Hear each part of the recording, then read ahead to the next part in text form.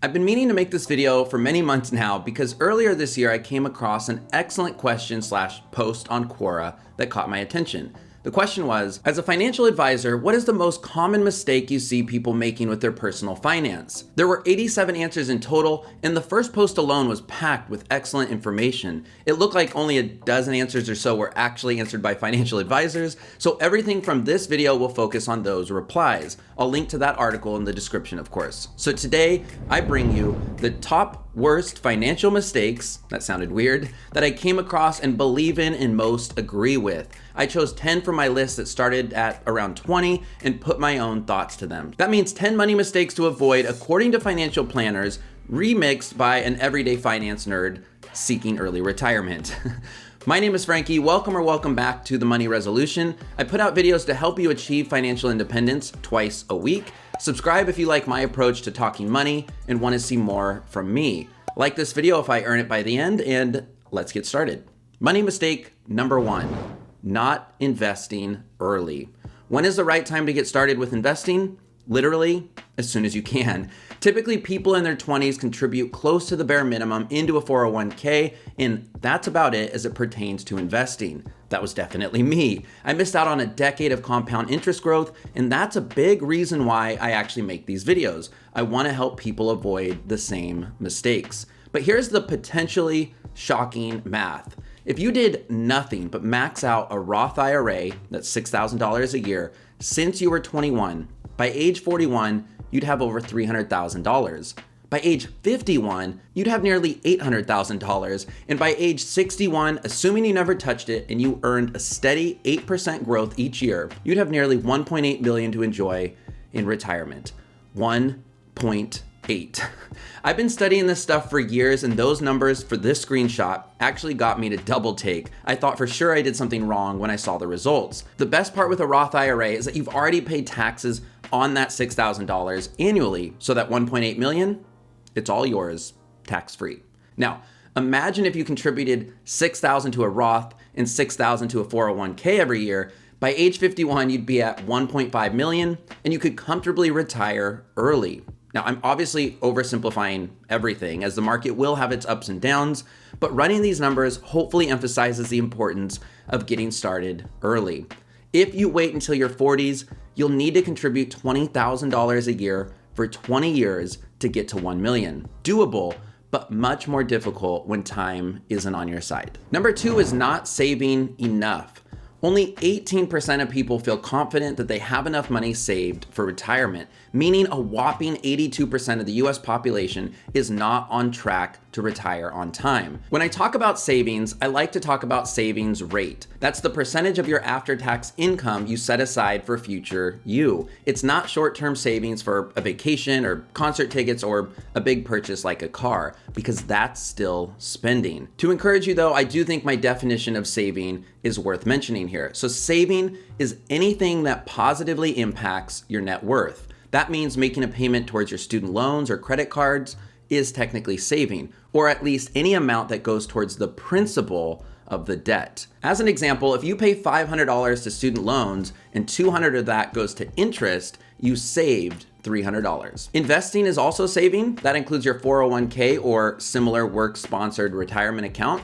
It includes a traditional or Roth IRA. Contributions to an FSA or HSA is also saving. Then there's the obvious, stashing cash away that you intend to leave alone. It's money for future you in a savings account with a bank or a high interest online savings account perhaps. When you start to track your net worth, increasing your savings rate becomes a game and a goal. It's more motivating to see your net worth increase than your student loans go down a little bit at a time. It is, at least for me. I aim to save and invest half of my after-tax income, but if you can get to 20 or even 25% as a goal, that's an excellent place to aim for.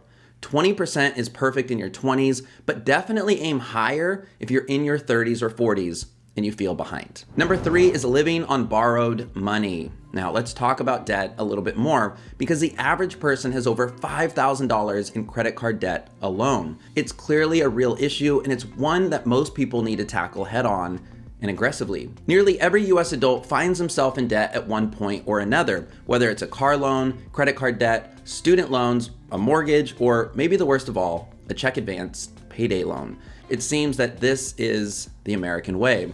It's obviously best to avoid debt at all costs, the only exception being the home that you live in.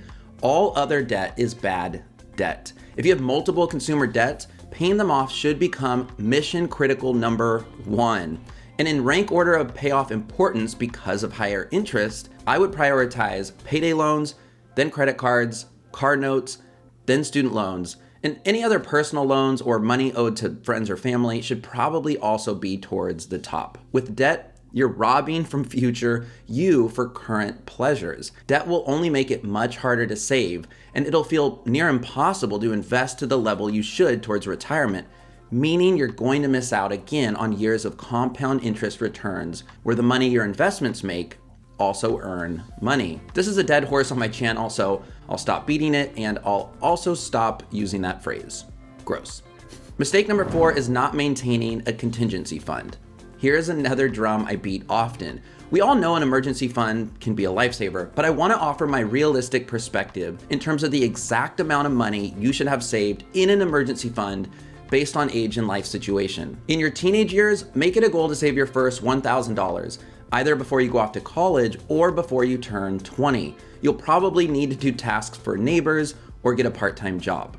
In your 20s, aim to have a minimum of $3,000 to, I would say, $5,000 saved. This is money you will not touch unless there's an emergency, and double this number or these numbers to $8,000 to $10,000 if you get married. In your 30s, aim to accumulate 3 to 6 months of expenses in case there's a job loss, a home repair, or another extreme emergency. And if you're married in your 30s, aim for 6 months of expenses saved in cash at a minimum, and 9 to 12 months if you have kids. In your 40s, aim to have 12 to 18 months in expenses in that emergency fund. 12 months with no kids, let's say 18 months with kids. In your 50s, I think 12 months should do it since it's hopefully likely that you're no longer paying for dependents. That's my recommendation anyway, but no matter what, understanding your expenses monthly is critical. If you've never done that exercise, give it a shot today. It should be the basis of all financial decisions, plus it's likely you'll find ways to reduce some of your monthly expenses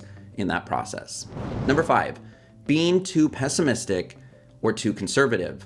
Some people have a negative attitude when it comes to money and specifically investing. They think they're destined to be poor because they grew up poor. They think investing is too risky and just for somebody else. They read a headline about the next big crash and think it's just not worth it. Watch this video next if you want to know why all investing news feels like bad news. I assure you, anybody in any situation can increase their net worth, grow their wealth, and enjoy life along the way if they get committed, get educated, stay positive, and take small actions day in and day out. That sentence is actually my channel's mantra in a nutshell. I genuinely believe commitment and positivity are the keys to financial success that most people don't talk about. You have to commit to learning.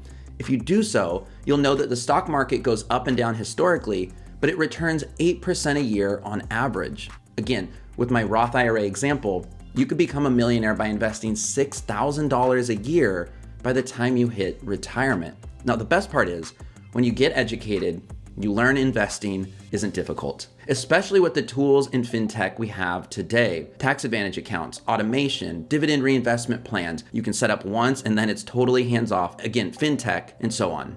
Now, the stock market isn't risky. Not investing or not investing enough is. So get positive, get learnt, take action, and thank yourself later. But there's another massive reason why you must invest.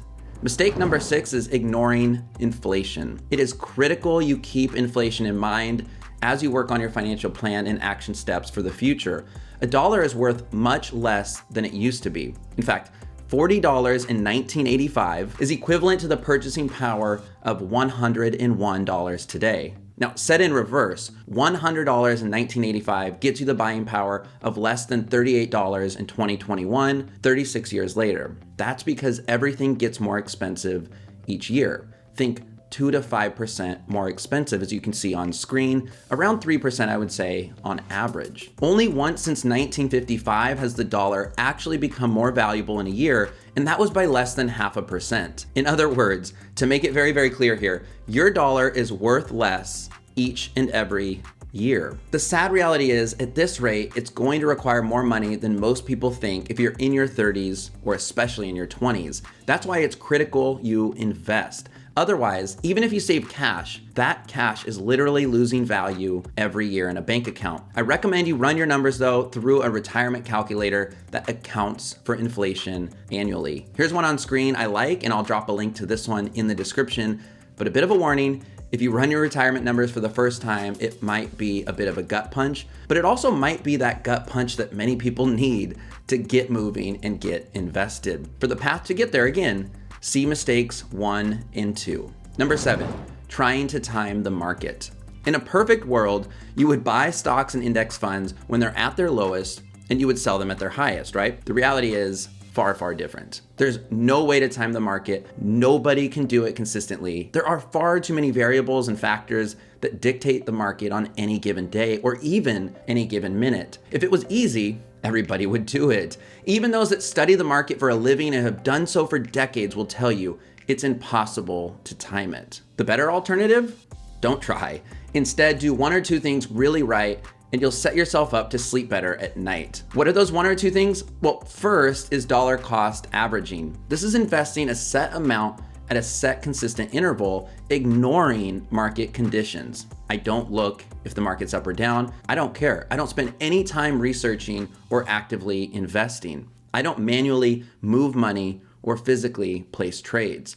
That's because second, automate your investments. I set up my Roth IRA within my M1 Finance account to transfer $250 every Wednesday morning to M1. Then M1 Finance automatically invests it into my one index fund, it's VTI, the total stock market. So I don't buy individual stocks, I buy them all at once, consistently and automatically. So I guess I added a third there, which is buy all the stocks. This $250 a week means I'll reach my $6,000 annual limit in 24 months. And by the way, just $115 a week will get you to that IRA max, that $6,000 by the end of the year. Now, to summarize, don't try to time your investments. Invest consistently, invest automatically, and buy all the stocks. Referral link to M1 Finance is in the description below. And currently we both get $50 if you sign up and open up an account. And I have this video that'll walk you through exactly how to set up that Roth IRA.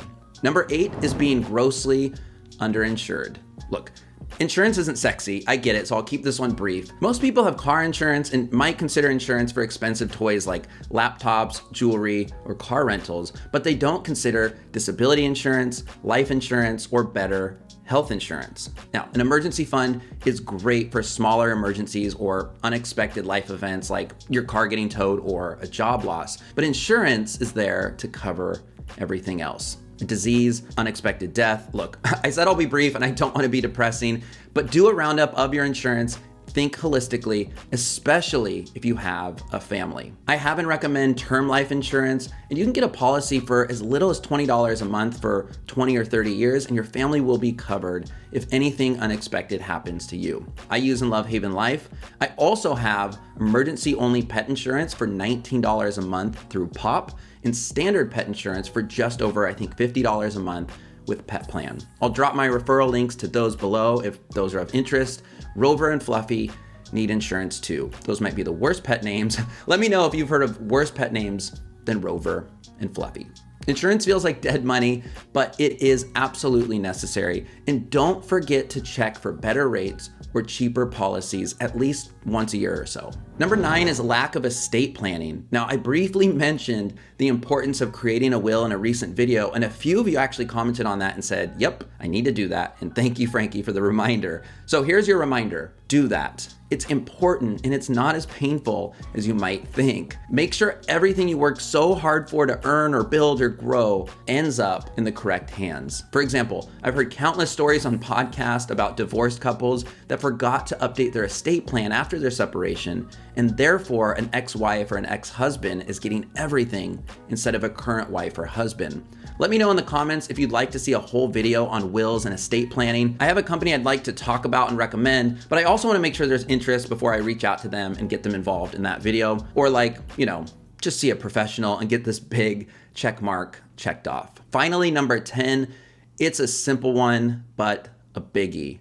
Not writing down goals. Huge mistake. First of all, goals aren't real unless you spend serious time reflecting on them, crafting them, and most importantly, writing them down. That means physically in a journal or notebook, or more likely, a document digitally. I keep a short-term goals note in my iPhone Notes app, and I keep a Google Doc with goals for the year financially and otherwise, as well as a very dorky 5-year plan for the money resolution, which is my business that I hope to grow and evolve so I can help and reach more people. How you do it is obviously up to you, but I do recommend, and so does this financial planner on Quora, that you create short-term and long-term investment and personal finance goals. Specific is good, but make sure it's also exciting to you, measurable, and challenging but feasible. It should include a healthy mix of outcomes and action steps to get there. And don't forget to include education as part of your goals financially. They didn't teach us money in school, so it's important you take the initiative and learn money, like you are now, in your spare time as often as you can. As I always say, get learned up or get left behind.